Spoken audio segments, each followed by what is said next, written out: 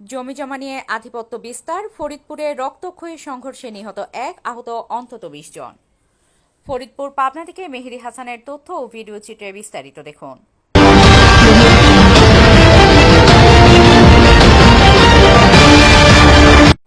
পাবনার ফরিদপুর উপজেলায় জায়গা দখল ও এলাকায় আধিপত্য বিস্তারকে কেন্দ্র করে দুই পক্ষের মধ্যে রক্তক্ষয়ী সংঘর্ষের ঘটনা ঘটেছে। এতে গাজ্জাল মুন্সি নামের এক ব্যক্তি নিহত হয়েছেন এবং অন্তত 20 জন আহত হয়ে বিভিন্ন হাসপাতালে চিকিৎসাধীন আছেন। ঘটনাটি ঘটেছে গত পরশু বৃহস্পতিবার 23 অক্টোবর সকাল 7:30টার দিকে ফরিদপুর উপজেলার মাছুয়াঘাটা সরকারি বাঁধ এলাকায়। স্থানীয় সূত্রে জানা যায়, নিহত গাজ্জাল মুন্সি মৃত রমজান মুন্সির ছেলে।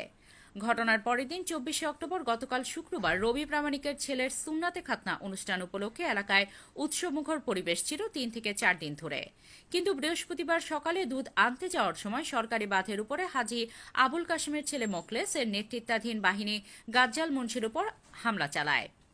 এ সময় ঘটনাস্থলে উপস্থিত থেকে নির্দেশনা ও উস্কানি দেয় মাছুয়াঘাটা গ্রামের মৃত ইউনুস মোল্লার ছেলে মেহেদী হাসান তপন ও মেহেদী হাসান কালু মোল্লা, সুইট মিলন ওরফে ধলা, পিতা হাকিম গ্রেপ্তার দুলাল ওরফে বাবু পুলিশ, নয়ন পিতা আব্দুর রহিম, রকিব পিতা তফিজ ব্যাপারী, হাকিম বীর, ওমর পিতা মৃত কালু মোল্লা, জুয়েল হালিম পিতা ইসাক মোল্লা, শফি মমিন পিতা আব্দুল আজিজ, রমজান পিতা মৃত মুসলিম মোল্লা, জাহাঙ্গীর জিন্না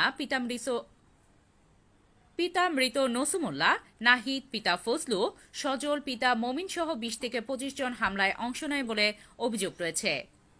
অভিযোগ সূত্রে জানা যায়, ভুক্তভোগী আবু হেনা মোস্তফা কামাল ফরিদপুর থানায় অভিযোগ করেন যে মাছুয়াঘাটা গ্রামের মৃত ইউনুস মোল্লার ছেলে গোলাম মোস্তফা, মেহেদী হাসান তপন, মেহেদী হাসান কালু তার ক্রয়কৃত সম্পত্তির উপর আদালতের নিষেধাজ্ঞা অমান্য করে জোরপূর্বক পাকা ঘর নির্মাণ করছিল।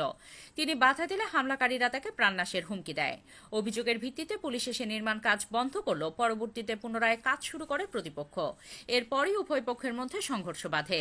এই সংঘর্ষে গুরুতর আহত হন গাজ্জাল মুন্সি সহ অন্তত 20 জন। আহতদের মধ্যে রয়েছেন মৃত নাসির মোল্লার ছেলে শওকত মোল্লা আশঙ্কাজনক অবস্থায়, সাবেক সেনা সদস্য ভুক্তভোগী আবু হেনা মোস্তফা কামাল, রবি প্রামাণিক, হালিম মুন্সি, রুহুল আমিন বুলু, রমজান রাঙা প্রাং, রেজাউল প্রাং, গিয়াস সাগর মণ্ডল সহ আরও অনেকে। ফরিদপুর উপজেলা স্বাস্থ্য কমপ্লেক্সে গাজ্জাল মুন্সিকে নেওয়া হলে তার অবস্থা আশঙ্কাজনক হয় রাজশাহী মেডিকেল কলেজ হাসপাতালে পাঠানো হয়। সেখান থেকে উন্নত চিকিৎসার জন্য ঢাকায় নেওয়ার পথে তার মৃত্যু হয়। এদিকে স্থানীয় সূত্রে জানা যায়, হামলার ঘটনাকে ভিন্ন খাতে প্রবাহিত করতে মোখলেস বাহিনীর নেতৃত্বাধীন চক্র ঈদগাহ মাঠকে কেন্দ্র করে মিথ্যা তথ্য বিভিন্ন সংবাদ মাধ্যমের প্রচারের চেষ্টা করছে। এই বিষয়ে ফরিদপুর থানার ভারপ্রাপ্ত কর্মকর্তা ওসি জানান, ঘটনার পর পুলিশ দ্রুত ঘটনাস্থলে পৌঁছে পরিস্থিতি নিয়ন্ত্রণে আনে। নিহতের মরদেহ ময়নাতদন্তের জন্য পাবনা জেনারেল হাসপাতালের মর্গে পাঠানো হয়েছে।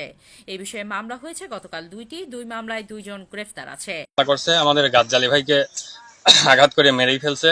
আরো আমাদের অনেকে আহত হয়ে হাসপাতালে আছে, 2 জন এখনো মর্মান্তিক অবস্থায় আছে। আমরা এইগুলোর সঠিক তদন্ত এবং বিচার চাই। আর আমার গাজ্জালি ভাইয়ের যারা হত্যা করছে তাদের সঠিক বিচার চাই। আর এই মূল হোতা হলো মোখলেস, সুইট, জুয়েল, হালিম, সুরুজ আর মাহমুদুল হাসান বাবু। এদের আমরা ফাঁসি চাই।